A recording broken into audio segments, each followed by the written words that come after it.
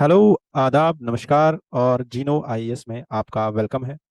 आज 11 सितंबर 2024 2024 का दिन है और आज के द हिंदू न्यूज़पेपर के एनालिसिस में हम लोग डिस्कस करने वाले हैं एक आज का न्यूज़ एनालिसिस। और other than that we will discuss prelims and mains aspects of this newspaper analysis. Prelims और मेंस एस्पेक्ट में हम लोग स्टैटिक और करंट अफेयर्स दोनों डायमेंशंस को कवर करेंगे। इसके साथ साथ आज के न्यूज़पेपर में हमारे पास 10 आर्टिकल्स हैं जो हमें कवर करने हैं और हम जैसे हमने पहले दिन प्रॉमिस किया हुआ है, आज भी एक पीवाईक्यू डिस्कस करेंगे आपके साथ जो कि बहुत ही इंपॉर्टेंट है यूपीएससी पर्सपेक्टिव से। इसके साथ साथ I will also tell you all the points जो इस न्यूज़पेपर में मेंशन्ड है, जो आप अपने आंसर्स में यूज कर सकते हो आपके आने वाले मेंस में। लास्ट में there will be also one mains question जो आपको हमारे सोशल मीडिया हैंडल पे मिल जाएगा। ये जो मेंस क्वेश्चन होगा ये आप हमारे सोशल मीडिया के हैंडल से डाउनलोड करके देख लोगे और वहीं पे अपना आंसर सबमिट भी करेंगे। आप आंसर सबमिट करने के बाद आपका वो आंसर हमारे पास आएगा और हम उस आंसर को इवेलुएट करके आपको वापस भेजेंगे। इस तरीके से आपकी डेली बेसिस पे मेंस की आंसर राइटिंग जो है इम्प्रोवाइज होती जाएगी। अगर आपने ये मेंस की आंसर राइटिंग आज से शुरू करी तो मैं आपको बता दूं आपके पास अराउंड 8 महीने का टाइम है जिसमें आप आराम से प्रीलिम्स के साथ साथ मेंस की तैयारी कर सकते हो। और 8 महीने में अगर आपने ये एक एक क्वेश्चन लिखा तो 8 3 जार 24 2,040 क्वेश्चन आप आराम से लिख सकते हो जीनो आईएएस की हेल्प से। ठीक है, तो ये तो आपके लिए सबसे फ्री और फ्री में भी सबसे फ्री ऐसा इनिशिएटिव है कि आप असल में फ्री न्यूज़पेपर एनालिसिस देख रहे हो, उसमें आपका और फ्री एनालिसिस हो रहा है और आपका फ्री में मेंस का इम्प्रोवाइजेशन हो रहा है। ठीक है, तो आज की जो ये पीपीटी होने वाली है, इस पीपीटी को अगर आपको डाउनलोड करना है और अगर आपको इस पीपीटी से नोट्स बनाने हैं तो आप हमारे व्हाट्सएप और हमारे टेलीग्राम चैनल से जुड़िए और यहीं से आपको ये पीपीटी हासिल होगी और आप ये डाउनलोड करके अपने पास नोट्स में ऐड कर सकते हो। ठीक है, इस पीपीटी को शुरू करने से पहले और इस डिस्कशन को शुरू करने से पहले मैं आपको बस इतना समझाना चाहता हूं कि आप जिन छोटी छोटी चीज़ों से परेशान होके और आपकी लाइफ में जो आज की स्ट्रगल्स है, चाहे वो पढ़ने को लेके है, चाहे वो इस चीज़ को लेके है कि आपके पास न्यूज़पेपर नहीं आ रहा है, या उन लोगों की स्ट्रगल है कि आपके पास खाना नहीं है, आप दूर कहीं रह रहे हो, आप अपने घर वालों से दूर रह रहे हो, पीजी में रह रहे हो, खाने की दिक्कत है, पानी की दिक्कत है, या आप बीमार हो फिर भी पढ़ाई कर रहे हो, अपना 110% दे रहे हो। तो बस आपको ये समझाना चाहता हूँ कि आपकी जो ये डेली स्ट्रगल है, छोटी छोटी स्ट्रगल, वो कपड़े धोने से हो या वो खाना पकाने तक हो, वो खाना अरेंज करने में हो, वो पढ़ाई करने में हो, वो रात को बगैर फैन के पढ़ाई करने में हो, वो लाइट हो या ना हो तब भी पढ़ने में हो स्ट्रगल, ये सारी स्ट्रगल क्यूमुलेटिवली ऐड होके आपकी स्ट्रेंथ बनेंगी। और ये जो स्ट्रेंथ होगी, ये जो ताकत होगी जो आपको मिलेगी, ये ताकत आपको आगे एक लीडर बनने में हेल्प करेगी। आप कल के लीडर होगे, आपके पीछे पूरा एक डिस्ट्रिक्ट चलेगा, आप उस डिस्ट्रिक्ट को लीड करने वाले हो। उस स्ट्रेंथ को हासिल करने के लिए आपको डेली ये स्ट्रगल करना पड़ेगा। चाहे आप अपने फिजिकल हेल्थ को फिट रखने के लिए डेली जिम जाते हो या डेली एक्सरसाइज करते हो, या आप अपने मेंटल हेल्थ को सेट रखने के लिए, अच्छा रखने के लिए, पॉजिटिव एनवायरनमेंट बनाने के लिए आप स्ट्रगल करते हो, आप मेडिटेट करते हो, आप सुबह सवेरे उठते हो, आप ब्रह्म मुहूर्त में उठते हो और आप मेहनत करते हो। ये सारी मेहनत एक दिन रंग लेके आएगी और आपको तैयार करेगी स्ट्रेंथ के साथ आपके आगे आने वाले कल से लड़ने के लिए, आपके आगे आने वाले कल को बेहतर बनाने के लिए। आज आपके ऊपर बस आपकी रिस्पॉन्सिबिलिटी है, कल को आपके ऊपर आपके फैमिली की रिस्पॉन्सिबिलिटी आएगी, आपके बच्चों की रिस्पॉन्सिबिलिटी आएगी, फिर सोसाइटी की रिस्पॉन्सिबिलिटी आएगी, फिर आपको इस नेशन हमारे प्यारे भारत को संभालना है, उसकी रिस्पॉन्सिबिलिटी आएगी। तो ये सारी रिस्पॉन्सिबिलिटीज, इन सारी स्ट्रगल्स से लड़ने के लिए, जूझने के लिए आपको चाहिए हिम्मत। वो हिम्मत आपको आज का आपका दिन दे रहा है, इसीलिए आपके अपने दिन को बनाइए। बस इस थॉट प्रोसेस में ना रहिए कि छोड़ यार जाने दे, फोन चला लेते हैं, छोड़ यार जाने दे, रील चला लेते हैं, बेड पे पड़े रहते हैं, मूवी देख लेते हैं, फ्रेंड्स के साथ बाहर घूम लेते हैं।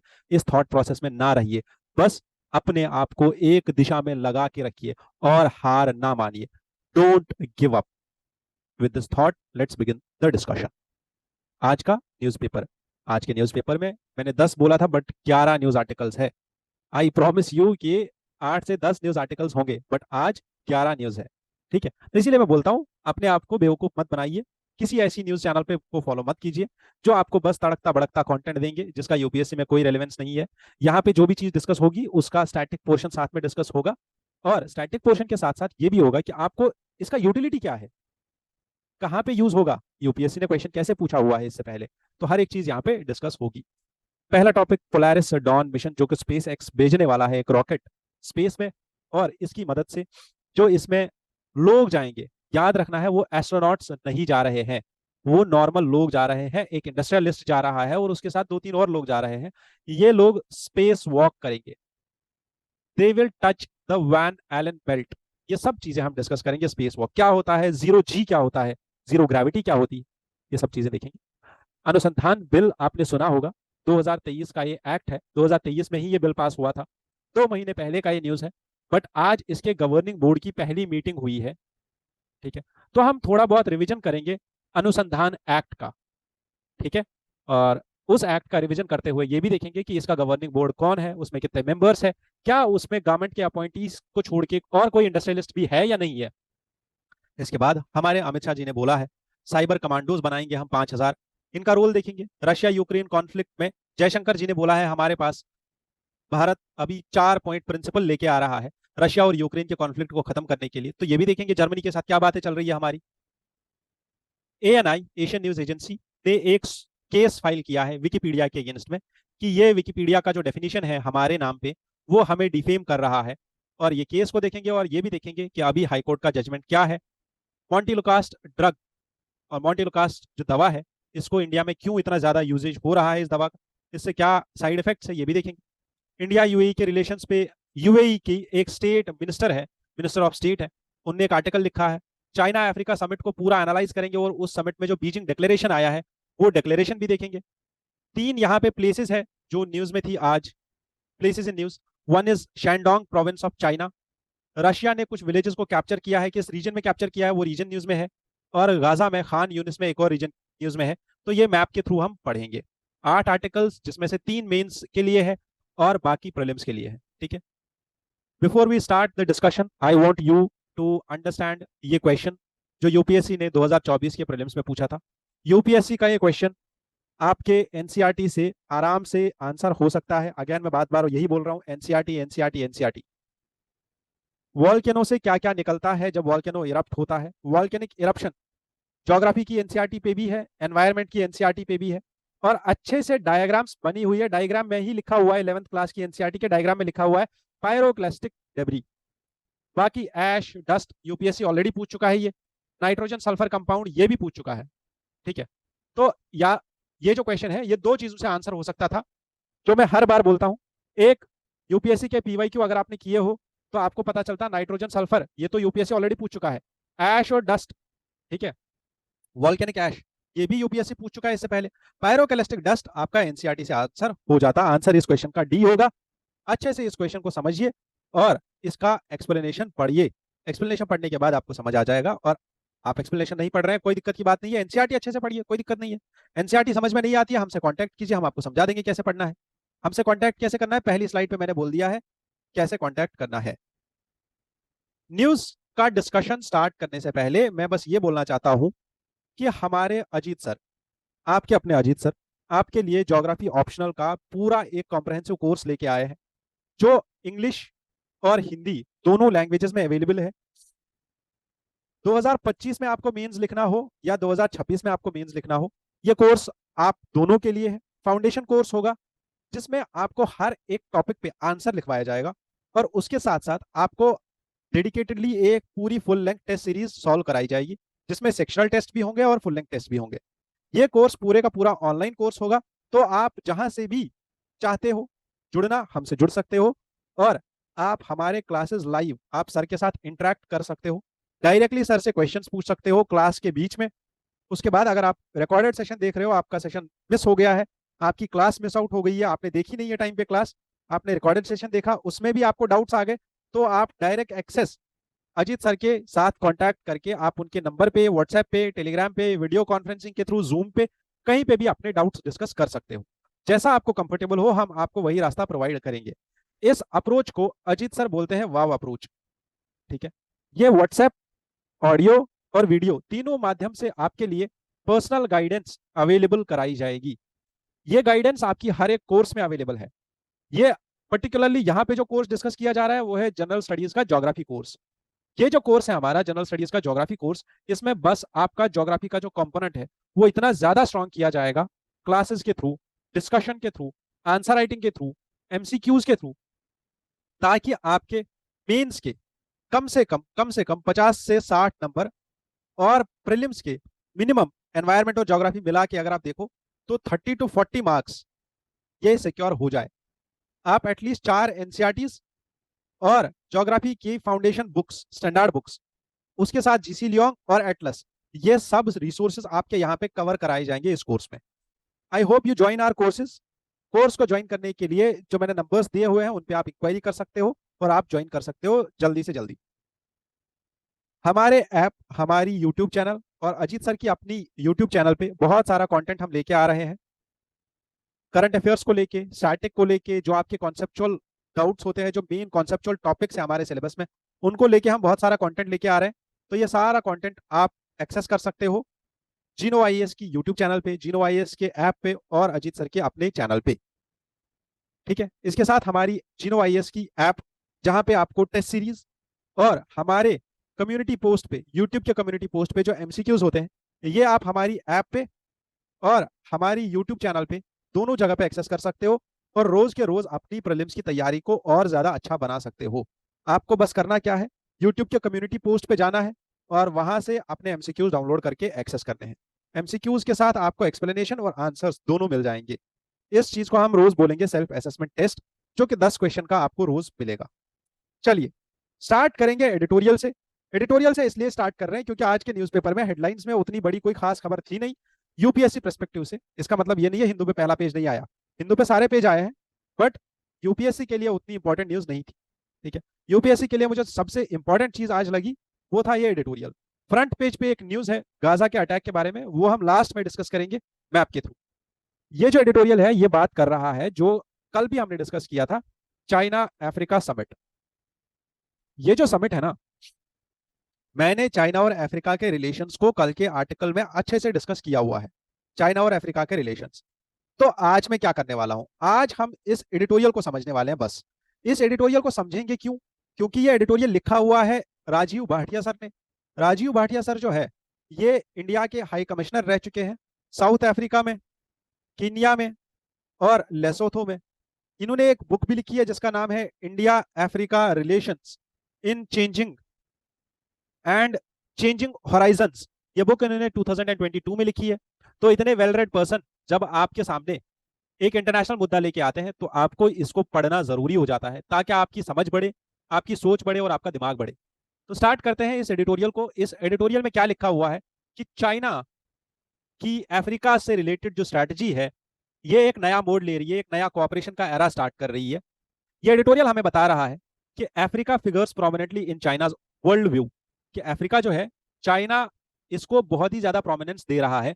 चाइना के लिए अफ्रीका बहुत ज्यादा इंपॉर्टेंट हो रहा है क्योंकि ये जो फोरम है, that is forum on China Africa relations, forum on China Africa cooperation, ये फोरम 2000 में एस्टैब्लिश की थी चाइना ने। ये फोरम हर 3 साल में एक मीटिंग करती है, हर 3-3 साल के बाद मीटिंग होती है। तो जो इस साल की मीटिंग थी, this was the 9th meeting. ठीक है, इस फोरम में याद रखना है ये पॉइंट, 53 मेंबर्स है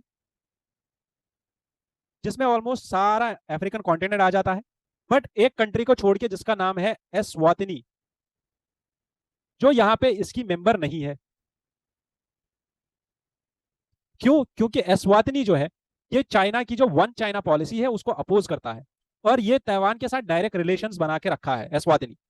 इसीलिए बस यही एक कंट्री है जिसको चाइना इस फोरम में इंक्लूड नहीं कर रहा है, बाकी सारी कंट्रीज को इस फोरम में इंक्लूड किया जा रहा है। क्लियर कट यहां तक। इस साल की जो ये मीटिंग हुई है इसका जो मेन एम रहा है, इसका जो मेन थीम रहा वो ये था कि चाइना और अफ्रीका आपस में to join hands to advance, modernise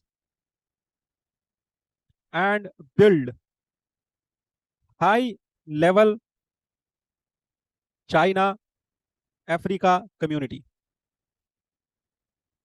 तो फोरम जो है जब 20th सेंचुरी में इसका मेन फाउंडेशन पड़ा, अर्ली ईयर्स में जब ये थी, तो चाइना ने इसका फाउंडेशन रखा था अफ्रीका के साथ, और उसके बाद 2000 में इसका पहला समिट हुआ। ठीक है, इसका पहला जो समिट था, जिसमें 5 कॉन्फ्रेंसेस हुई बीजिंग में, एक कॉन्फ्रेंस हुई इथियोपिया में, इजिप्ट में, साउथ अफ्रीका में और सेनेगाल में। तो टोटल मिला के इसकी आज तक जो आज की कॉन्फ्रेंस थी, this was the 9th ministerial conference. ठीक है, और इसमें China is consistently pursuing Africa for more cooperation.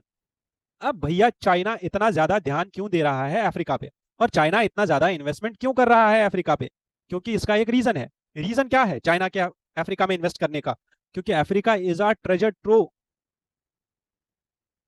Africa जो है एक ऐसा ट्रेजर है जहां पे क्रिटिकल मिनरल्स की भरमार है, जहां पे क्रूड ऑयल, पेट्रोल, ठीक है, हर एक चीज वहां पे अनगिनत है, क्योंकि अभी तक वहां पे उतना ज्यादा एक्सप्लॉइट नहीं किया गया है नेचुरल रिसोर्सेज को।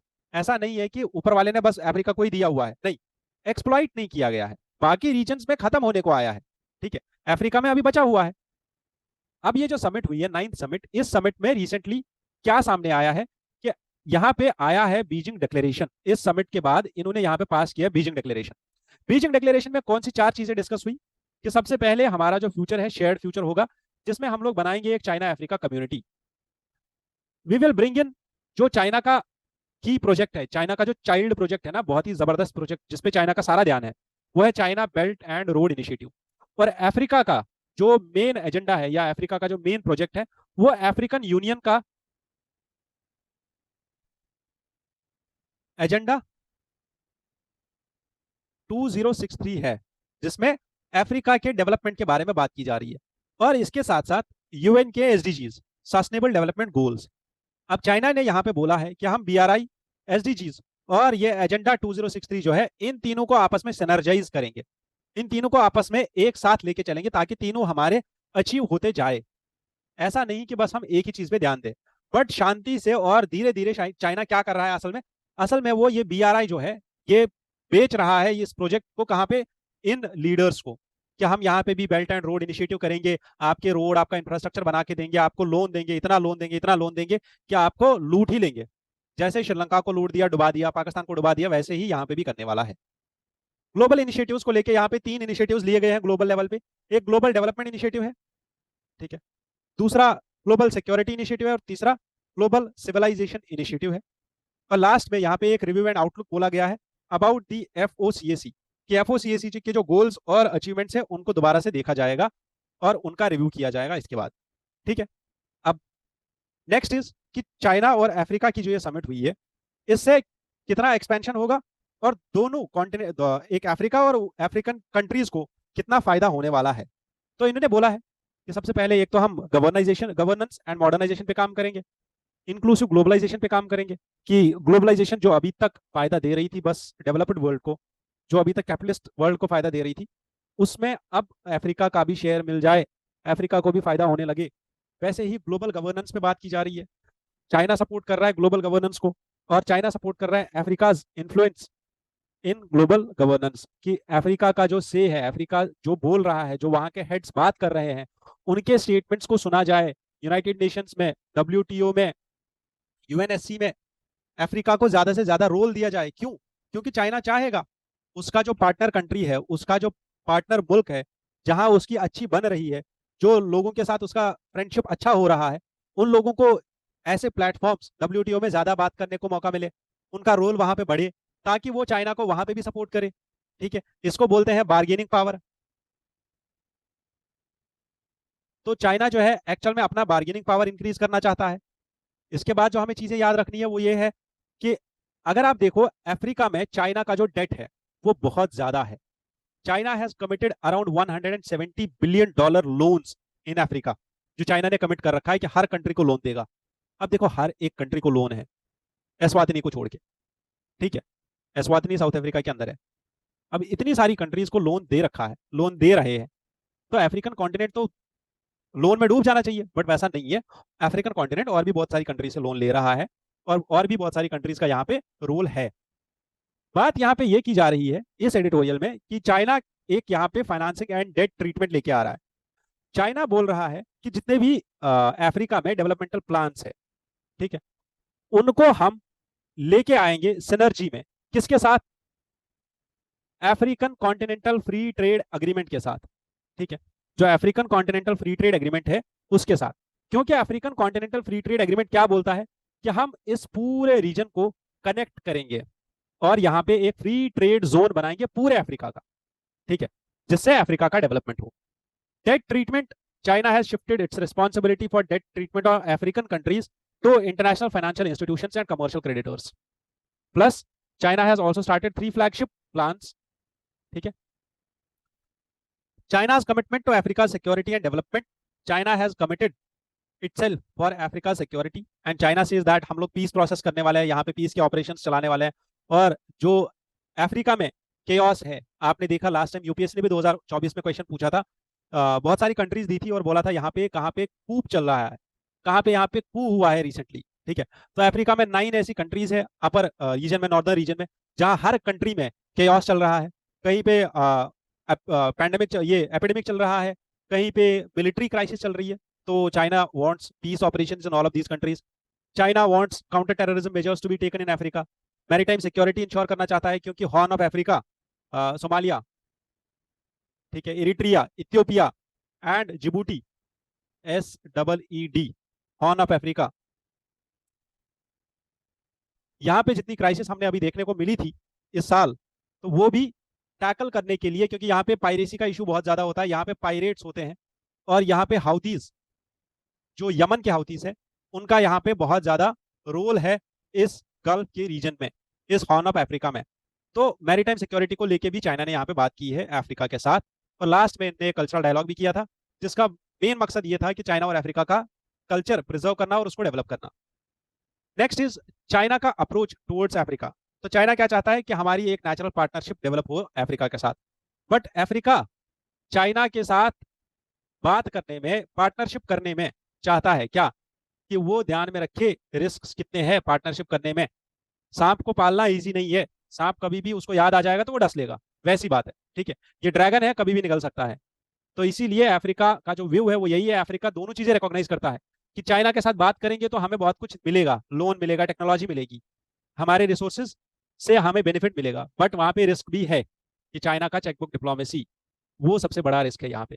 इसके साथ जो अमेरिकन परसेप्शन है, American perception talks about China's interests in developing world, and America बोलता है कि जी जिनपिंग का जो दिमाग है, जी जिनपिंग के जो दिमाग में उसका ब्रेन चाइल्ड है, that is called as China dream 2050, ठीक है, जिसको बोलते हैं China dream 2050, which is mainly, जिसका मेन ऑब्जेक्टिव है कि यूएसए की हेजीमनी को खत्म करना। तो अमेरिका बोलता है कि जी जिनपिंग का कोई भी स्टेप हो वो एंटी अमेरिका ही होगा। वैसे ही यूरोपियन पर्सपेक्टिव, चाइना का रोल अफ्रीका में should not be about black and white terms, but it has both positive and negative aspects, ऐसा यूरोपियन नेशंस का मानना है, ठीक है। चलो नेक्स्ट हम ये देखेंगे कि इंडिया क्या कर सकता है अफ्रीका में, और इंडिया एक्चुअल में क्या क्या कर रहा है अफ्रीका में और क्या करना चाहिए। इंडिया को सबसे पहली चीज कंसिस्टेंटली एंगेजमेंट अपनी बढ़ानी चाहिए अफ्रीका में पॉलिटिकल लेवल पे, प्लस फाइनेंसेस एक्सटेंड करने चाहिए इंडिया अफ्रीका कोऑपरेशन में, क्योंकि फाइनेंसेस का यहाँ पे बहुत ज्यादा रोल है। हमें अफ्रीका को प्रायोरिटी देनी चाहिए अपने डिप्लोमेटिक, जितने भी हमारे फैसले होते हैं, जितने भी हमारे स्टेप्स होते हैं, उसमें अफ्रीका को प्रायोरिटी पे रखना चाहिए। और लास्ट में हमें एक स्ट्रांग पॉलिटिकल विल चाहिए ताकि हम अफ्रीका के साथ कंटिन्यूसली एंगेज होते रहे, क्योंकि अगर आप देखो India and Africa have a combined population of 2.3 billion, ठीक है, जो कि वर्ल्ड की लार्जेस्ट है। और इंडिया का डायस्पोरा अगर आप अफ्रीका में देखो तो देयर आर 3 मिलियन पीपल जो इंडियन पीपल अफ्रीका में रह रहे हैं। 50,000 यहाँ पे स्ट्रॉन्ग एथनिक अफ्रीकन डायस्पोरा जो इंडिया में रह रहा है, ठीक है। प्लस इंडिया और अफ्रीका का जो बाइलेटरल ट्रेड है that is around $70 billion. Trade हमारा पिछले 15 साल में इंक्रीज होकर 20 गुना बढ़ गया है। 4500 इंडियन सोल्जर्स है जो अफ्रीका में पोस्टेड है under UN peace keeping operations, ठीक है। इंडिया ने रिसेंटली एक fully formed Indian female police unit भेजी थी, कहां पे, लाइबेरिया में। बहुत इंपॉर्टेंट पॉइंट है ये, इससे ज्यादा इंपॉर्टेंट मैं क्या लेके आऊं आपके लिए।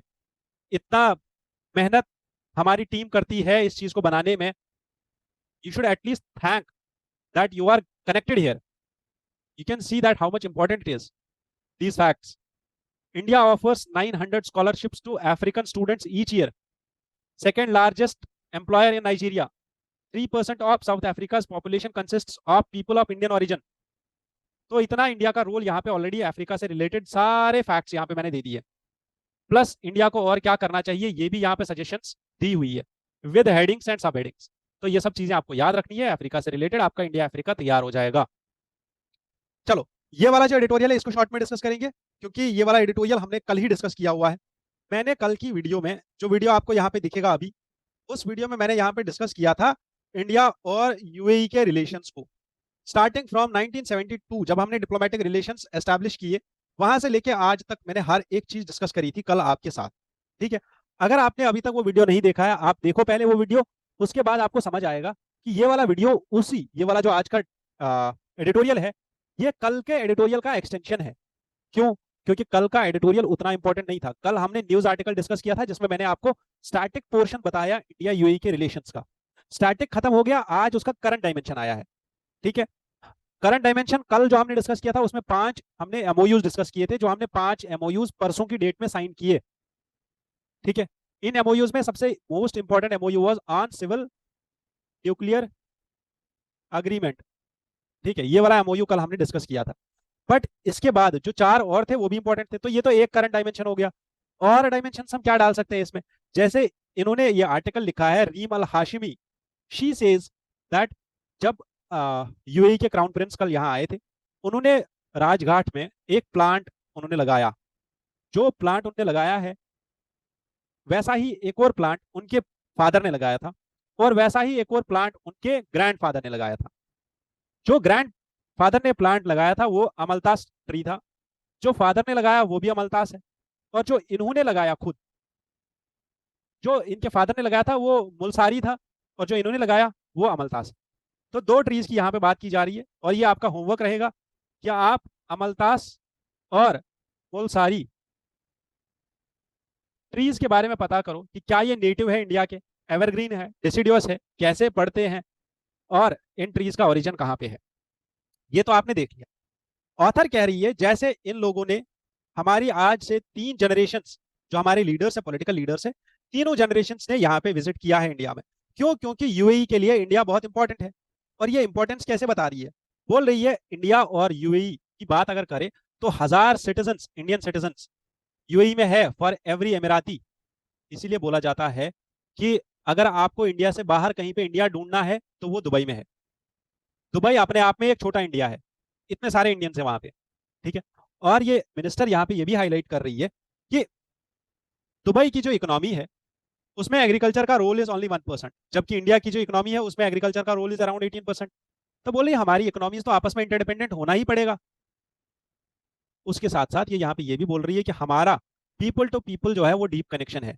कैसे हमारा कनेक्शन डीप है? क्योंकि हम लोग डिस्टिंक्टिव है, हमारी रिलेशनशिप यूनिक है, क्योंकि हमारी रिलेशनशिप ट्रस्ट, रेस्पेक्ट और ह्यूमन कनेक्शन पे चलती है। हमने जो पहले ट्रेड लिंक्स एस्टैब्लिश किए थे वो हजारों साल पहले के हैं। आज का ट्रेड हमारा नहीं है, यह हजारों साल पुराना ट्रेड है। और ये भी बोल रही है कि इवन मेरे पेरेंट्स, जब मैं बहुत छोटी थी तब से मेरे पेरेंट्स यहाँ आ रहे हैं। और उसके साथ साथ मुझे ये भी याद है कि इंडियन होम्योपैथिक मेडिसिन मैं तब खाती हूँ जब मैं बीमार हो जाती हूँ। और इंडिया में बहुत सारे लोग यूएई से आके यहाँ अपना इलाज कराते हैं, मेडिकल ट्रीटमेंट कराते हैं, आज भी कराते हैं और आज से पहले भी आ रहे हैं कराने। तो these are the important points जो हम अपने आंसर में लिख सकते हैं, मेंस के आंसर में। प्लस यूएई में इंडिया का जो डायस्पोरा है, 3.5 million Indians are there in UAE. Degree of connectivity की अगर आप बात करो तो इंडिया और यूएई के बीच हर हफ्ते 1500 फ्लाइट्स जाती है, आना जाना 1500 फ्लाइट्स का है। और इंडिया पहली ऐसी कंट्री बना है जिसके साथ यूएई ने सेपा साइन किया था फरवरी 2022 में। ठीक है, यूएई ने पहली बार CEPA, comprehensive economic partnership agreement sign किया किसी कंट्री के साथ, और वो इंडिया है। उसके बाद हमारा जो बायलेटरल ट्रेड है वो भी इतना इंक्रीज हो गया कि 15% इंक्रीज देखने को मिला हमारे बायलेटरल ट्रेड में। रिसेंटली एक और चीज हुई है, वो ये है कि शेख खालिद जो रिसेंटली यहाँ आए थे, उन्होंने इनॉग्रेट किया, उन्होंने दुबई में इनॉग्रेट किया इंडिया का जो आईआईटी दिल्ली है। उन्होंने दुबई में एक और अपना ओवरसीज ब्रांच खोला है आईआईटी दिल्ली ने, उसको इनॉग्रेट करने के लिए शेख खालिद खुद गए थे। ठीक है, अब आप सोचो, Sheikh Khalid is the crown prince जिनका नाम है खालिद बिन नहयान। ठीक है, तो इतनी सारी इंपॉर्टेंट चीजें हैं, और कल हमने एग्रीमेंट भी साइन किए हैं। पेट्रोलियम पे साइन किया, न्यूक्लियर टेक्नोलॉजी पे साइन किया, सिविल न्यूक्लियर एग्रीमेंट साइन किया, गैस, रियल एस्टेट, हर एक फील्ड में 5 फील्ड्स में हमने कल एमओयू साइन किए हैं। इसीलिए ये इंडिया और यूएई के रिलेशंस इंपॉर्टेंट है। आज मैंने एडिटोरियल डिस्कस किया है जिसमें पूरे का पूरा करंट डिस्कशन था। कल जो मैंने न्यूज आर्टिकल डिस्कस किया था उसमें पूरे का पूरा स्टैटिक डिस्कशन था, ठीक है। और कल जो हमने एमओयूज डिस्कस किए थे वो भी डिस्कस किए हैं कल के एडिटोरियल में, 5 के 5 एमओयूज। तो कल वाला वीडियो देखना है वो भी देख लेना और आज का भी देख लेना, इससे पूरा क्लियर हो जाएगा। नेक्स्ट इज रशिया और यूक्रेन। काफी दिनों से हम लोग डिस्कस कर रहे हैं कि रशिया और यूक्रेन में इंडिया का काफी अच्छा रोल हो सकता है। और इंडिया में मैंने आपको बताया, ये कहानी भी मैंने बताई आपको, कि मोदी जी ने एक बहुत ही अच्छा स्ट्रैटेजी खेला। मोदी जी पहले रशिया गए, फिर यूक्रेन गए, फिर वापस आके बाइडेन से बात किए और सबको बोले कि यार कुछ तो कर लेते हैं, कुछ ना कुछ कर लेते हैं, थोड़ा बहुत सीज फायर कर लेते हैं, इन दोनों का आपस में सुलह कर लेते हैं। ऑल दो जितने टाइम के लिए मोदी जी थे उतने टाइम के लिए दोनों कंट्रीज ने आपस में हमला तो किया नहीं, बट उसके बाद और उससे पहले, उससे 2 दिन पहले और उसके 2 दिन बाद फिर से हमले होना स्टार्ट हो गया था और दोनों कंट्रीज आपस में वही सेम वॉर पे है। अब इसी के चलते बर्लिन में कल हमारे फॉरेन मिनिस्टर श्री जयशंकर जी वहां थे और उन्होंने बर्लिन में, जर्मनी में, वहां के फेडरल फॉरेन ऑफिस में बैठ के कुछ बातें की। उन बातों में ये डिस्कशन हुआ कि इंडिया रशिया को लेके क्या सोच रहा है, रशिया यूक्रेन के कॉन्फ्लिक्ट को लेके इंडिया क्या सोच रहा है। तो जयशंकर जी ने बोला कि हमारे पास ना एक 4 पॉइंट का प्लान है, सिंपल प्लान है, 4 पॉइंट का प्लान। हम लोग क्या चाहते हैं, सबसे पहला चीज कि दोनों जगह पे पीस हो जाए। हम लोग चाहते हैं पीस हो, अमन हो, शांति हो। प्लस हम ये भी चाहते हैं कि वॉर ना हो। और अगर हम वॉर का सोल्यूशन ढूंढ रहे हैं तो वॉर का सोल्यूशन बैटलफील्ड में नहीं मिलेगा, वॉर का सोल्यूशन मिलेगा डिप्लोमेटिक टेबल पे। तो आप बैटलफील्ड छोड़ के डिप्लोमेटिक टेबल पे आओ, तब जाके सोल्यूशन निकलेगा। तीसरी पॉइंट और तीसरा चीज जो यहां पे बोला जा रहा है वो ये है कि India is concerned and engaged for the peace between the two. और फोर्थ पॉइंट जो जयशंकर जी ने बोला है वो ये है कि इंडिया और रशिया के इस कॉन्फ्लिक्ट में सबसे इंपॉर्टेंट चीज ये है कि रशिया प्लस यूक्रेन दोनों टेबल पे आ जाए। ऐसा नहीं हो कि आप सोलो में, जैसे आपने अभी स्विस पीस प्रोसेस कर रहे हो, ठीक है, जो स्विस पीस प्रोसेस पहला समिट हुआ था वो अकेले अकेले आपने कर लिया, 80 उसमें कंट्रीज थी, सबने अग्री कर लिया, रशिया को पता ही नहीं है। तो वैसे नहीं चलेगा। अगर आपको करना है तो आपको दोनों कंट्रीज को टेबल पे लाना होगा, दोनों कंट्रीज के साथ बात करनी होगी, दोनों कंट्रीज अग्री करेंगे, तब जाके चीजें आगे बढ़ेंगी। आप बोल रहे हो कि यूक्रेन की टेरिटोरियल इंटेग्रिटी को मेंटेन करो। यूक्रेन की टेरिटोरियल इंटेग्रिटी को अगर मेंटेन करना है तो इसका मतलब यह है कि रशिया को सारी जितनी भी उन्होंने कब्जा कर रखा है वो छोड़ना पड़ेगा। अब क्या इस चीज पर रशिया एग्री करता है या नहीं करता है वो देखने की बात है, उसको आप इसके बाद देखोगे, ठीक है। तो यहाँ पे इंडिया ने 4 पॉइंट प्लान तो दिया, बट 4 पॉइंट प्लान में सबसे इंपॉर्टेंट चीज जो यहाँ याद रखनी है और समझना है वो ये है कि इंडिया कंसर्न्ड है और इंडिया एंगेज्ड है। जबकि इंडिया का ये स्टैंड आज से 1 साल पहले कुछ और था। इंडिया बोल रहा था ये यूरोप का हेडेक है, ये वॉर यूरोप का वॉर है, यूरोप जाने, उसकी दिमाग की सरदर्दी है, वो करे जिधर इसको इलाज कराना है इसका कराए, हमें इसके साथ कोई लेना देना नहीं है। इंडिया का इस वॉर में कुछ नहीं करना। इंडिया अपने इंटरेस्ट को फुलफिल करने के लिए रशिया के साथ ट्रेड करेगा और इंडिया यूक्रेन को भी समझाएगा, रशिया को भी समझाएगा कि भाई लोग जंग मत करो, वॉर में मत जाओ, नॉर्मल हो जाओ और अपना वापस आके सुलह कर लो। वॉर से किसी का भला नहीं हुआ है, ऐसा इंडिया ने हमेशा समझाया है। बट यहाँ पे ये स्टांस चेंज होता हुआ नजर आ रहा है और यहाँ पे ये चीज है कि जिसको जयशंकर जी पिछले साल बोल रहे थे ये यूरोप का हेडेक है, उसी को जयशंकर जी आज बोल रहे हैं कि हम इसके बारे में कंसर्न्ड है। इसका मतलब ये है कि इंटरनेशनल डिप्लोमेटिक टेबल्स पे अगर आपको सीट मिल रही है तो आपको नहीं छोड़नी चाहिए कभी भी। इसीलिए इंडिया और जर्मनी, ठीक है, इंडिया और जर्मनी क्या कर रहे हैं, आपस में बातचीत कर रहे हैं, किसको लेके, रशिया यूक्रेन के कॉन्फ्लिक्ट को लेके। ऑल दो इंडिया और जर्मनी के आपस में कॉन्फ्लिक्ट्स हैं वो बात अलग है, बट इंडिया और जर्मनी आपस में बात कर रहे हैं किसको लेके, रशिया यूक्रेन कॉन्फ्लिक्ट में सीज फायर, वहां पे पीस को लेके। और इनने क्या बोला, बोला कि हम लोग क्या करते हैं, इंडिया और जर्मनी की अगर आप आपस में बॉन्ड देखो तो अराउंड अराउंड 2 लाख तो इंडियंस जर्मन में है, 50,000 स्टूडेंट्स है, 1,25,000 हमारे नेशनल्स वहां पे काम कर रहे हैं। इंडिया और जर्मन ने अभी रिसेंटली पहली एयर एक्सरसाइज की थी और उसके बाद अभी आने वाली है गोवा में अक्टूबर में नेवल एक्सरसाइज। बाइलेटरल ट्रेड हमारा $30 बिलियन का है जर्मनी के साथ। जर्मनी का इन्वेस्टमेंट इंडिया में $25 बिलियन का है। न्यू दिल्ली अगले महीने वेन्यू बनने वाला है किसका, एशिया पैसिफिक कॉन्फ्रेंस का। तो ये सब चीजें होने वाली है इंडिया और जर्मनी के बीच में। इसीलिए इंडिया और जर्मनी जो है यहाँ पे, एक तो यहाँ पे डिस्कशन चल रहा था इंडिया और जर्मनी का इन्हीं सब चीजों पे, और उसके बाद ये लोग एक शेयर्ड व्यू लेके आ रहे हैं, दोनों एक साथ एक जैसा सोच रहे हैं रशिया यूक्रेन को लेके। ठीक है, चलो आगे चलते हैं। This editorial in which our home minister has highlighted that हम लोग 500 साइबर कमांडोज को लेके आ रहे हैं, 5000 साइबर कमांडोज को लेके आ रहे हैं। ठीक है, what are these cyber commandos? Cyber commandos are those commandos जो आपकी साइबर सिक्योरिटी को एंश्योर करने में हेल्प करेंगे। ये क्या बोल रहे हैं यहाँ पे हमारे होम मिनिस्टर जी, क्या बोल रहे हैं यहाँ पे? होम मिनिस्टर बोल रहे हैं कि अगर आपके पास कितना ही बड़ा इंस्टीट्यूशन हो, ठीक है, आपके पास पुलिस फोर्स है, आपके पास साइबर विंग्स है, छोटे छोटे पोर्टल्स है, हर एक स्टेट ने अपना अपना साइबर पुलिस बना के रखा है, ये सब चीजें हैं आपके पास, बट क्या आपको एक्चुअल में लगता है ऐसा कि ये सब चीजें आपकी पूरी की पूरी नीड्स फुलफिल कर सकती है साइबर सिक्योरिटी की?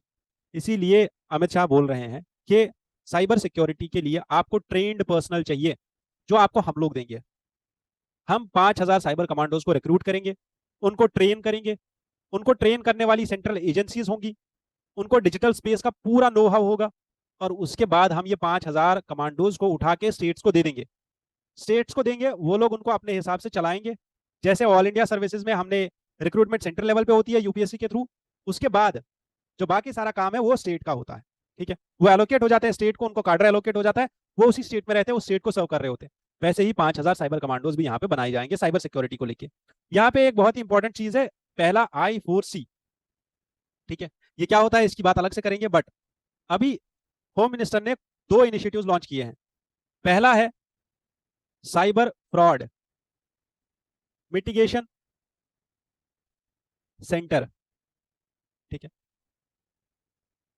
सामान वही और समान वही प्लेटफॉर्म, जिसका दूसरा नाम है joint cyber crime investigation facility system. ठीक है, joint cyber crime investigation facility system.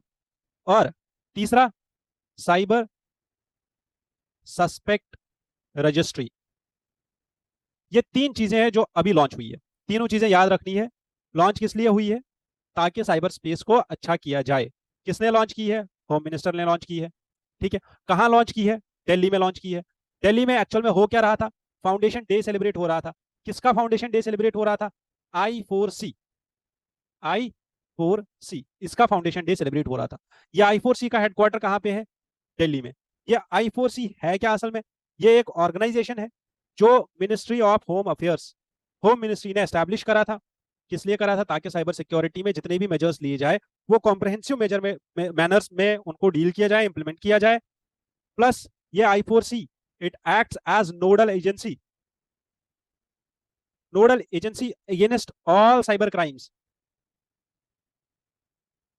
ठीक है, ये nodal agency research and development करती है, नोडल एजेंसी मिसयूज को प्रिवेंट करती है, it prevents the misuse of cyber space and it curbs the actions of extremists and terrorist groups on cyberspace.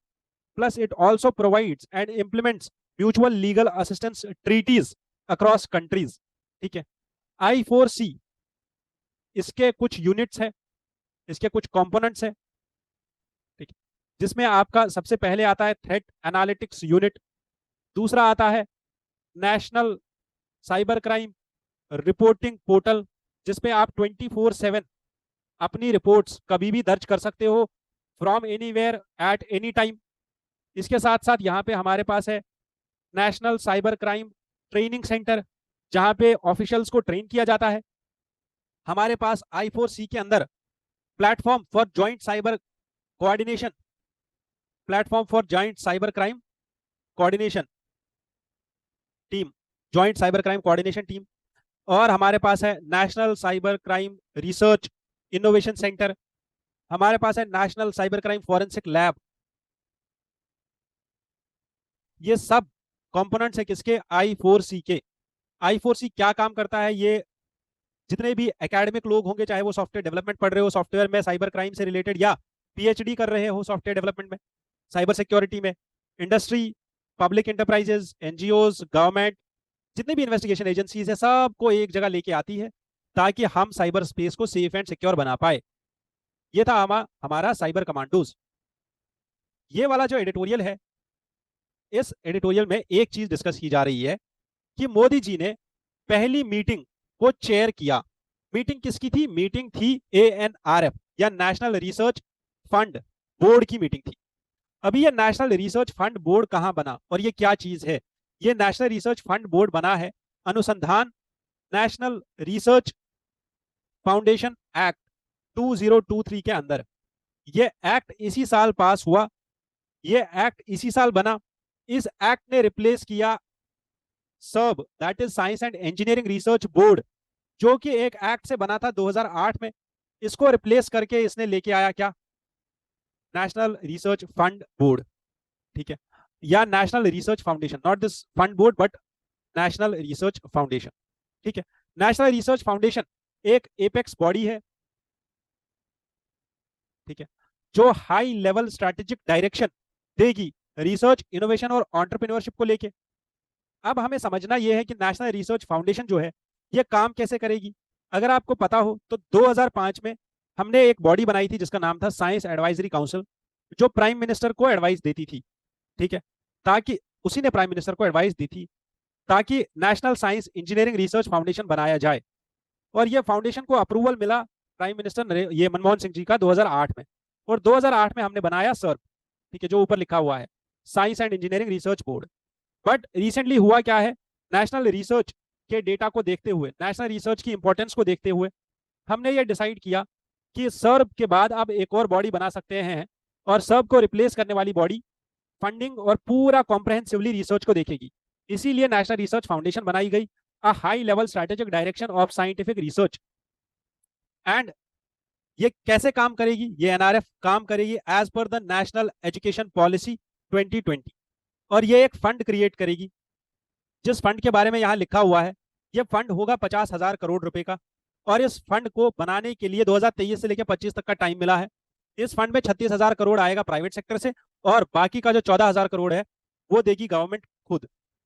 इसका गोल है कि प्राइवेट सेक्टर के कंट्रीब्यूशन को बढ़ाना रिसर्च एंड डेवलपमेंट में, और department of science and technology, department of science and technology DST, इसका administrative department रहेगा। ये सारा हमने पढ़ लिया इस रिसर्च बॉडी के बारे में। अब इस बॉडी का पढ़ते हैं गवर्निंग बोर्ड। इस बॉडी के अंदर हमने जो ये फंड बनाया है नेशनल, जो मैंने फंड बोला अभी, नेशनल रिसर्च फंड, इस फंड को मैनेज करने के लिए हमने एक बोर्ड बनाया जिसका नाम है नेशनल रिसर्च फंड बोर्ड। अब इस बोर्ड को चलाने के लिए हमारे पास है एक गवर्निंग बोर्ड जो इस बोर्ड को चला रही है, जो इस नेशनल रिसर्च फंड बोर्ड का top level decision making authority है, that is the governing board, ठीक है। अब ये जो गवर्निंग बोर्ड है इसी की पहली मीटिंग थी जिसको चेयर किया है हमारे मोदी जी ने, ठीक है।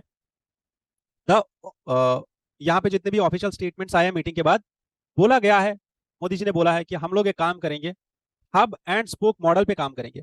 What is hub and spoke model?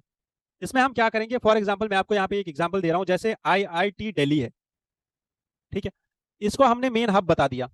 अब इस IIT के अराउंड दिल्ली में बहुत सारी कुछ क्लस्टर यूनिवर्सिटीज है, डीम टू बी यूनिवर्सिटीज है, कुछ ऐसी यूनिवर्सिटीज है जो वीक है, कुछ ऐसे इंस्टीट्यूशन है जो वीक है अपने आप में, किस चीज को लेके, रिसर्च एंड डेवलपमेंट को लेके। तो जो ये वीक इंस्टीट्यूशन है इनका टाई अप हम IIT दिल्ली के साथ कराएंगे, और IIT दिल्ली इनको मेंटोर करेगी। जैसे मैं स्टूडेंट्स को मेंटोरशिप देता हूं कि आप ऐसे काम करो, ऐसे काम करो, इस चैप्टर को ऐसे पढ़ो, इस क्वेश्चन को ऐसे डिस्कस करो, इस MCQ को ऐसे समझो, ये वाली चीज आप यहां से पढ़ लो, ठीक है। अगर कोई चीज समझ में नहीं आती तो उनको पढ़ा देते हैं। तो यही चीजें IIT दिल्ली करेगी, किसके लिए?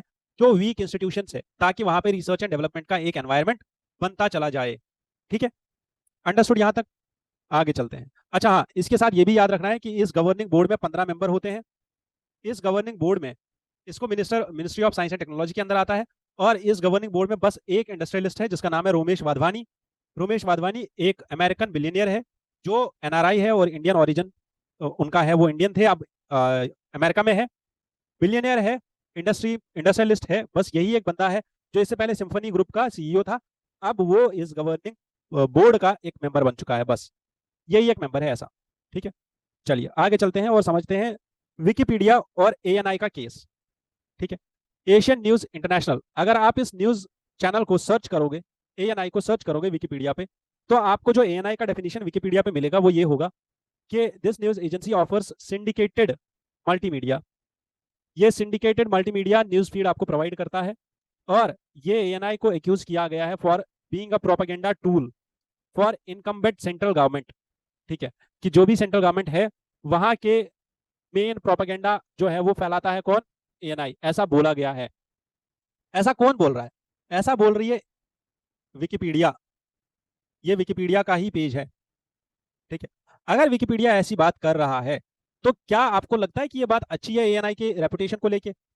इस न्यूज की वजह से एएनआई ने क्लेम किया कि यार मेरा रेपुटेशन खराब हो गया, इसीलिए उन्होंने विकिपीडिया पे डेफेमेशन का केस डाला कि विकिपीडिया की वजह से मुझे डिफेम होना पड़ा। और वो लोग डिमांड कर रहे हैं 2 करोड़ रुपए का। कितना डिमांड कर रहे हैं? 2 करोड़ रुपए का। अब इस न्यूज को अच्छे से समझेंगे, इस आर्टिकल को अच्छे से समझेंगे। समझने के लिए मैं आपको यह समझाना चाहता हूं कि ये जो केस है साफ है, क्लियर है, मैंने बता दिया केस असल में है क्या। केस 2020 की अगर बात करें तो एएनआई का जो विकिपीडिया पेज है जिसमें लिखा हुआ है दैट ये फर्म के रिकॉर्ड्स वगैरह स्क्रूटनाइज, जो मैंने अभी आपको पेज बता दिया वहां पे क्या क्या लिखा हुआ है। और यहाँ पे एक वॉर छिड़ा हुआ है कि यार आप एक काम क्यों नहीं करते, जो आपने लिखा हुआ है उसको एडिट करके ठीक क्यों नहीं कर लेते। ठीक है, आज का जो करंट डिस्क्रिप्शन है, the agency is accused of having served a propaganda tool, जो मैंने अभी दिखाया आपको न्यूज स्निपेट, जो मैंने स्निपेट दिखाया आपको कि ये एजेंसी एएनआई फेक न्यूज फैलाती है, मिस रिपोर्टिंग करती है और क्या काम करती है, इनकम्बेंट सेंट्रल गवर्नमेंट का एजेंडा चलाती है। अब इस चीज को दिल्ली हाईकोर्ट में चैलेंज किया। किसने चैलेंज किया? एएनआई ने। और एएनआई ने बोला क्या कि, और दिल्ली हाईकोर्ट ने साफ ये फैसला दिया, और दिल्ली हाईकोर्ट ने बोला कि अगर आपको लगता है, अगर आपको लगता है कि आप ये चीजें जो आप लिख रहे हो अपनी विकिपीडिया पे, अगर आपको लगता है कि आपको अगर बोला जा रहा है कि ये चीजें आप हटा दो यहाँ से और आप नहीं हटा रहे हो, तो हम खुद सेंट्रल गवर्नमेंट से बोल के आपको इंडिया से बैन करा देंगे। और इन्होंने विकिमीडिया फाउंडेशन को बोला, हाईकोर्ट ने बोला, to serve 3 of its users with summons to appear in the case. Wikipedia के ओनर को और उनके जो मेन यूजर्स है जो इंडिया में है, अगर आप देखो इंडिया में विकिपीडिया के 78 करोड़ यूजर्स है। ठीक है, इंडिया में 78 करोड़ यूजर्स है इंडिया में। और इससे ज्यादा, कई ज्यादा लोग यूजर्स है किसके, विकिपीडिया के। कहाँ पे? यूएसए में।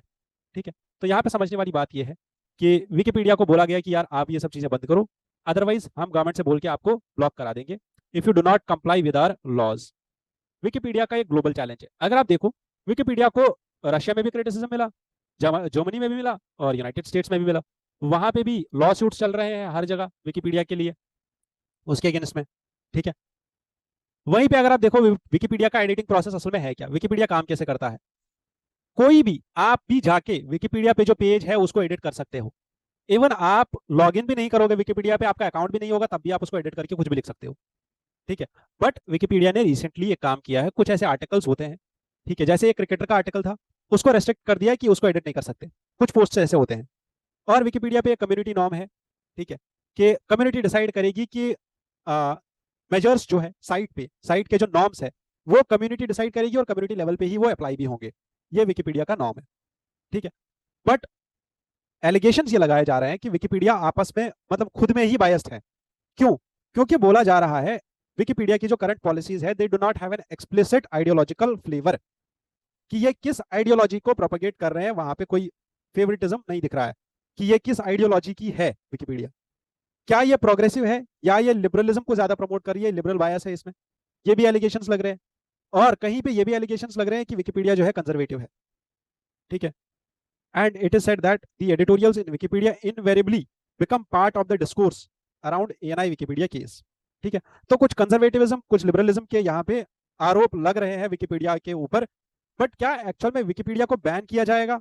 ठीक है, इसी चीज को लेके एक ओपी इंडिया, एक एसोसिएशन है, राइट विंग न्यूज पोर्टल है इंडिया में, ओपी इंडिया, इन्होंने विकिपीडिया को बताया और अक्यूज किया कि विकिपीडिया के जो एडिटर्स है वो खुद प्रोपेगेट करते हैं लिबरल प्रोपेगेंडा को। जैसे विकिपीडिया ने बोला क्या, एएनआई प्रोपेगेट कर रही है किसको, राइट विंग के प्रोपेगेंडा को, वैसे ही ओपी इंडिया ने अक्यूज किया इसको कि ये प्रोपेगेट कर रही है किस चीज को, लिबरल प्रोपेगेंडा को। वैसे ही यहाँ पे बोला जा रहा है, ओपी इंडिया का यहाँ पे ये भी एक्यूजिशन है कि जो इससे पहले इंडिविजुअल एडिटर्स थे who started contributing to the entry on 2020 Delhi riots, ठीक है, उन इंडिविजुअल एडिटर्स की आप आइडेंटिटी रिवील करो।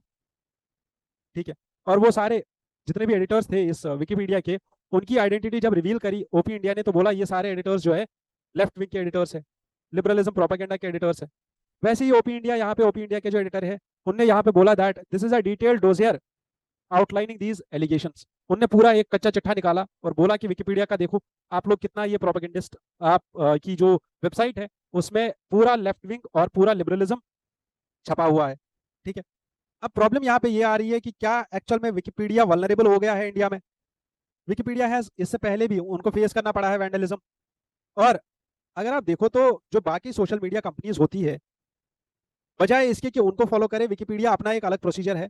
विकिपीडिया के पास ऐसा कोई प्रोसीजर ही नहीं है जिससे पर्टिकुलर एसओपी सेट हो जाए। ठीक है, स्टैंडर्ड ऑपरेटिंग प्रोसीजर हो कि आप एक काम करोगे, अगर कोर्ट से ऑर्डर आ गया कि कोई एक आर्टिकल हटाना है, तो इस एक बंदे के पास ऑर्डर जाएगा, ये बंदा इस एक पर्टिकुलर मैनेजर के पास ऑर्डर जाएगा, और वो मैनेजर के पास एक्सेस होगा और वो एडिटोरियल वो आर्टिकल को ब्लॉक कर देगा। ऐसा कोई प्रोसीजर नहीं है किसके पास? विकिपीडिया के पास। लास्ट में एक टर्म है जिसका नाम है फोकिंग। फोकिंग टर्म किस लिए यूज की जा रही है? दैट विकिपीडिया के जो पेजेस है they can be legally mirrored. ठीक है, आप उनके पेजेस को उठा के यूज कर सकते हो कहीं और पे। तो या fork setup that can edit and censor its content as per government demands और इंडिविजुअल बायस। ठीक है, कि this is easy that you can fork, you can mirror them, you can mirror the pages of Wikipedia. So यहां तक हमने case समझा Wikipedia और ANI का, और विकिपीडिया में क्या क्या प्रॉब्लम्स है ये भी समझी। मूव करते हैं हम अपने नेक्स्ट आर्टिकल की तरफ। ये जो न्यूज़ है मैंने आज से 2 दिन पहले भी डिस्कस की थी, और कल भी मैंने बोला था कि ईरान पे लगने वाले हैं सैंक्शंस। और ईरान के जो ये सैंक्शंस है जो ईरान पे लगने वाले हैं, ये क्यों लग रहे हैं? क्योंकि यूएसए ने और यूरोपियन यूनियन ने, पहले यूएसए ने बोला और 2 दिन पहले यूरोपियन यूनियन ने बोला दैट ईरान ने जो है सप्लाई किए हैं मिसाइल्स। कहाँ? रशिया। और रशिया जो ये मिसाइल्स है अब यूज करेगा यूक्रेन के अगेंस्ट में। अब ये मिसाइल्स ईरान से जा रहे हैं रशिया, रशिया के ऊपर सैंक्शंस लगी हुई है वेस्ट की, और रशिया ये यूज करेगा यूक्रेन में। तो यूएसए जो है, अब जो वेस्ट है, वेस्टर्न कंट्री सारी, जिसमें अब जर्मनी, फ्रांस, यूके, ये सारी कंट्रीज भी आ रही है। और ये सारी कंट्रीज अब क्या बोल रही है कि यार हमारे पास अब प्रूफ्स है कि मिसाइल्स एक्चुअल में ईरान ने ही सप्लाई किए हैं रशिया को। तो अब हो सकता है कि यहाँ पे ईरान के ऊपर दोबारा से सैंक्शंस लगना स्टार्ट हो जाए। जबकि हम ये देख रहे हैं कि यूएसए में ट्रंप एडमिनिस्ट्रेशन अगर आ गई आगे चल के इलेक्शंस में, तो और ज्यादा प्रॉब्लम्स क्रिएट हो सकती है। Next editorial talks about the space walk and mission. Space x का जो मिशन है जिसका नाम है पोलैरिस डॉन मिशन। इस मिशन को समझते हैं। पोलैरिस डॉन मिशन है क्या असल में? स्पेस एक्स का ये मिशन है जिसका नाम है पोलैरिस डॉन मिशन। ये ट्यूसडे को मल्टी डे ऑर्बिटल एक्सपेडिशन के लिए निकल गया। ये मिशन एक्चुअल में है क्या? Polaris don mission. ठीक है, ये पोलैरिस डॉन मिशन पहला ऐसा नॉन गवर्नमेंटल मिशन होगा जो लेके जाएगा पर्सन्स को, लोगों को लेके जाएगा जो कि एस्ट्रोनॉट्स नहीं होंगे। ठीक है, नॉन प्रोफेशनल एस्ट्रोनॉट्स को लेके जाएगा पहली बार स्पेस वॉक कराने। ये स्पेस वॉक होगा 700 टू 1400 किलोमीटर के ऑल्टीट्यूड पे। ये 700 किलोमीटर का जो ऑल्टीट्यूड है, इससे नीचे 400 किलोमीटर्स पे हमारा इंटरनेशनल स्पेस स्टेशन लोकेटेड है। ठीक है, प्लस हमें ये भी देखना है दैट ये जो स्पेस क्राफ्ट यहाँ पे यूज हो रहा है, कौन सा स्पेस क्राफ्ट है? फैल्कॉन 9 रॉकेट यूज होगा, और ड्रैगन इसके कैप्सूल का नाम है, जिसमें जो ये बंदे जा रहे हैं वो बैठ के जाएंगे। ठीक है, ये एस्ट्रोनॉट्स नहीं होंगे। क्लियर? यहां तक समझ में आ गया? ये जो स्पेसक्राफ्ट है it will attempt to break the altitude record. जो ऑल्टीट्यूड रिकॉर्ड बनाया है नासा के जेमिनाई 11 ने।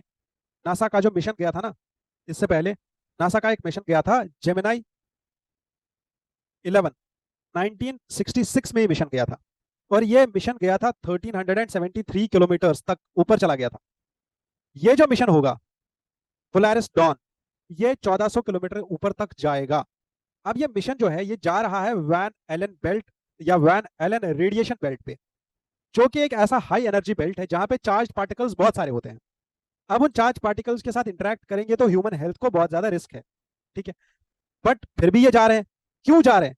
क्योंकि यहाँ पे एक नया मेन एक ये है, क्या नाम है इसका, स्पेस सूट है, जिसका नाम है स्पेस एक्स का एक्स्ट्रा वेहिकुलर एक्टिविटी सूट, जो कैप्सूल इनको लेके जाएगा।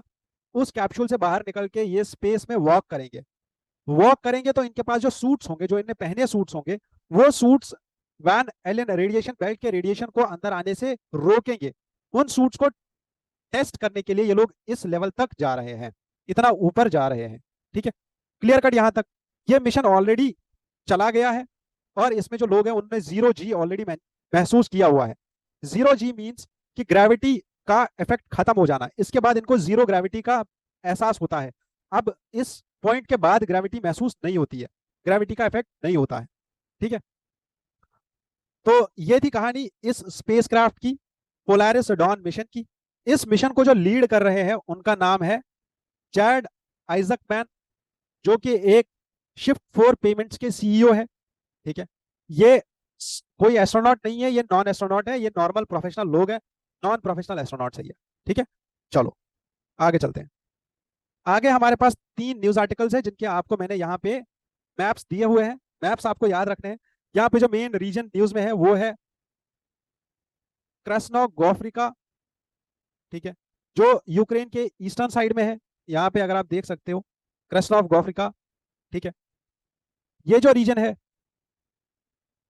ये रीजन यूक्रेन के ईस्ट में है और इस रीजन के 3 विलेजेस पे कल की डेट में रशिया ने हमला करके इन विलेजेस को अपने साथ मिला लिया है। डोनेस्क, मरियोपोल ऑलरेडी यूक्रेन का जा चुका है, रशिया के पास है। खार्किव रीजन में और खार्किव के इस साइड में जो कुर्स्क रीजन आता है वहां पे भी स्कर्मिशेस चल रही है। जो हमें यहाँ पे प्लेसेस इन न्यूज, जो मैंने आपको शायद पहले दिन बताया है कि आप प्लेसेस इन न्यूज का एक अलग से 3 पेज छोड़ दो अपने नोट्स में और इन 3 पेजेस पे आप एक लिस्ट बनाते जाओ। हर पेज पे आप लिखोगे, जैसे आपने एक पेज डेडिकेटेड कर लिया रशिया यूक्रेन के प्लेसेस को लेके, तो जितनी भी प्लेसेस न्यूज में आ रही है उतनी प्लेसेस आप उस इसी पेज पे लिखते चले जाओ। क्योंकि जब आप ईयर एंड पे इस पेज को देखोगे तो आप अपने आप को थैंक यू बोलोगे कि सच में मैंने अच्छा काम किया था कि मैंने इस पेज को बना लिया। क्योंकि इतना ज्यादा कॉम्प्रहेंसिव वे में आपको कोई नहीं बना के देगा, चाहे वो कोई भी न्यूज़पेपर एजेंसी हो या कोई भी कोचिंग सेंटर हो, जितना आप अच्छे से खुद बना सकते हो इन न्यूज़पेपर के डिस्कशंस को फॉलो करके। पहला रीजन है क्रेस्नोगोरिका। इसमें 3 विलेजेस है। पहला है हिरग्रोफकिया, हिस हिस्तिनिफ्का और तीसरा है वोदियाने। ये 3 रीजन है, 3 विलेजेस है जो याद रखने हैं, याद नहीं रखने एटलीस्ट नोट्स में तो रखने हैं। रशिया ने डोनेस्क रीजन ऑक्यूपाई कर लिया है and Marinka and Avdiivka 2 region है already which are about to fall to Russia, plus Pokrovsk और प्रोकोफ और पोक्रोव्स्क जो रीजन है यूक्रेन का, इस रीजन को भी रशिया अभी यहाँ पे भी स्कर्मिशेस चल ही रहे हैं, रशियन ट्रूप्स यहाँ पे भी हमला कर ही रहे हैं। कहानी समझने के लिए आपको ये देखना होगा 2022 से पहले की हालत क्या थी। रशिया का हमला और रशिया का कब्जा जो था वो बस क्रीमिया के ऊपर था, जिसको इसने 2015 में ऑक्यूपाई कर लिया था।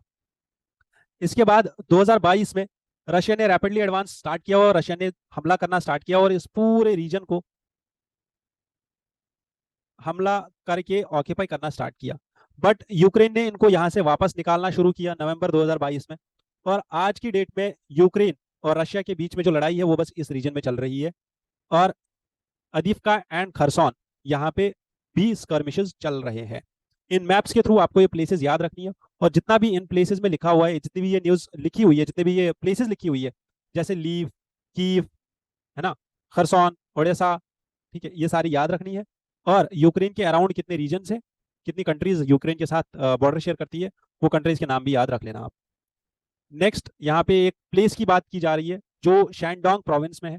शैंडोंग प्रोविंस चाइना के नॉर्थ ईस्ट रीजन में है।